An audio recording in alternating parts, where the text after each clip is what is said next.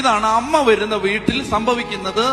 ആ വീട്ടിൽ നിങ്ങളൊരു ജപമാല ചൊല്ലുന്ന വ്യക്തിയാണെങ്കിൽ, നിങ്ങൾ പരിശുദ്ധ അമ്മയെ സ്നേഹപൂർവ്വം ബഹുമാനത്തോടെ സ്നേഹിച്ച് പ്രാർത്ഥിക്കുന്ന ഒരാളാണെങ്കിൽ, നിങ്ങളുടെ വീട്ടിൽ നിങ്ങൾ എത്ര മടുത്തു പോയാലും, നിരാശപ്പെട്ടു പോയാലും, താണുപോയാലും നിങ്ങളെ പെട്ടെന്ന് അമ്മ ചാർജാക്കി തിരിച്ചു കൊണ്ടുവരും.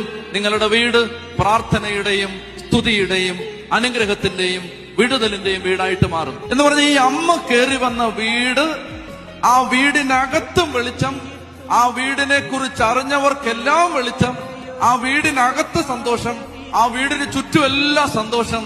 ഈ ശക്തിയാണ്